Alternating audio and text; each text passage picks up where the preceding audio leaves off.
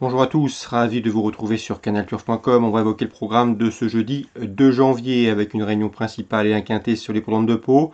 On va commencer d'ailleurs par cette épreuve. Mon préféré sera le numéro 4, Spanish One, un cheval qui a toujours eu des moyens. N'oubliez pas que par le passé, il avait pris la 4e place de l'édition 2018 du prix Ferdinand Dufort, une épreuve de groupe 1.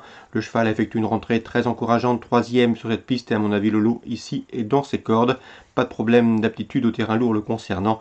Le 4 Spanish One aura ma préférence. On lui posera le numéro 3 Déporte-toi, qui n'a jamais terminé plus loin que 5e depuis ses débuts, affichant même 6 podiums en 8 courses courues.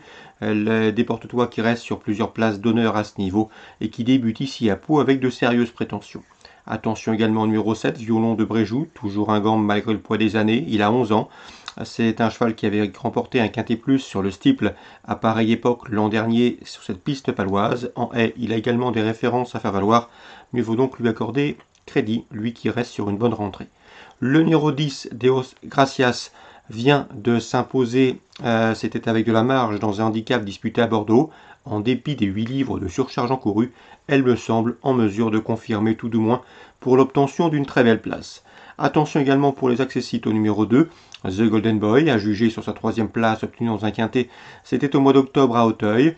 The Golden Boy qui reste sur des prestations à Cagnes-sur-Mer et qui cette fois-ci se produit à Pau avec des ambitions. Le 14, Soldier's Queen, est un cheval qui vient de prouver sa forme en se classant 2e d'une course à réclamer sur cette piste. Une confirmation est ici attendue dans ce handicap. Le 6, Bird Parker, est un cheval régulier, présenté par François Nicole. Ça suffit ici à le garder dans une sélection. Et le numéro 1, Enzo Desongrais, un cheval qui certes devra composer avec du poids, mais c'est un cheval de qualité au dire de son entraîneur Philippe Chemin, et il serait très imprudent de l'écarter dans ce lot. Résumé chiffré, 4, 3, 7, 10, 2, 14, 6 et As. En cas de partant, on citera le numéro 12. Suite du programme, Pau. Dans la première, le 101 Forcing devrait s'imposer. Il connaît bien cette course, le prix Bernard de Dufaux, puisqu'il l'a remporté en 2016, en 2018 et l'an dernier en 2019. Il y a également terminé 2e en 2017. C'est un cheval qui a couru 20 fois sur la piste paloise. Un résultat, 16 podiums, dont 11 victoires. Bref, ici, une nouvelle fois, il devrait faire étalage de ses moyens.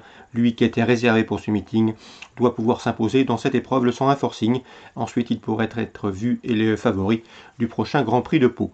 L'opposition pour lui, sans doute le 104 d'Alcomo Rivière, qui reste sur sa 2e place dans le Grand Steeplechase de Bordeaux, ou encore le 105 Chacapon, 3e de cette course l'an dernier. Le 101 pour la victoire, le 4 et le 5 pour le podium. Concernant Bertrand Lefebvre, il présentera le 301 Galant des Boulas. Le cheval reste sur un succès à Pornichet. On vous l'avait indiqué ce jour-là. Son entraîneur était très confiant, il avait choisi la facilité ce jour-là avec son protégé plutôt que le prix du Bourbonnais disputé quelques jours plus tôt en région parisienne.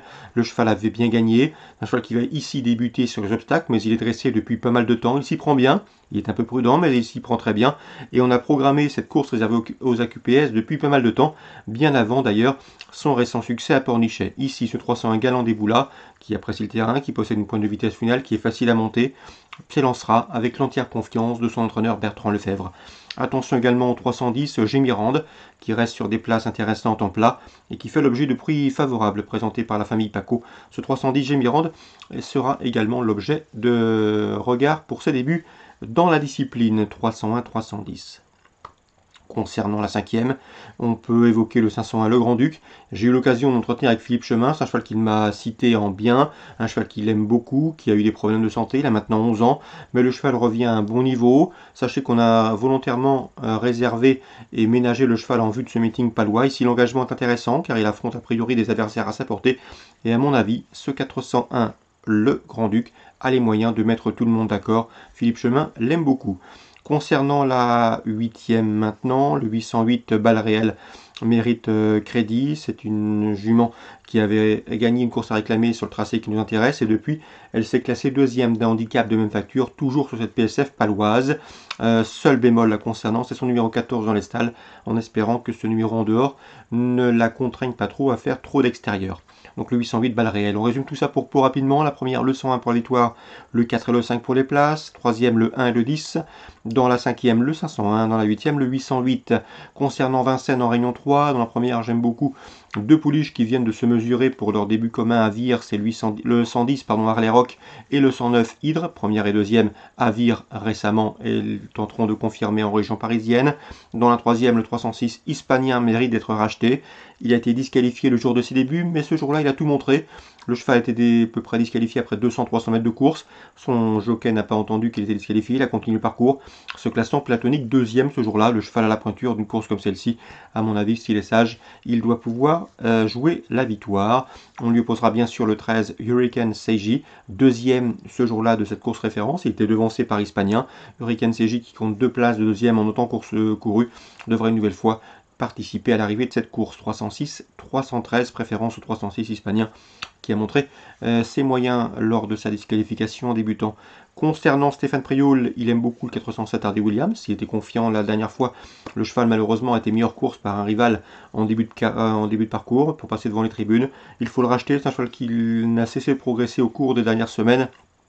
Et dans ce lot, l'entraîneur ne serait nullement surpris de le voir sur le podium. C'est le 407 Hardy Williams. À mon avis, il constitue un rival très sérieux pour le 414. C'est Hello Panam. Hello Panam, c'est 2 courses de victoire. Victoire à Chartres, victoire à Chateaubriand, gauche, droite. Donc pas de problème, le corps le concernant. Il débute ici à Vincennes avec de logiques et de légitimes prétentions. 407 et 414. Excellent jeu à tous, bonne journée et à très bientôt sur canalturf.com.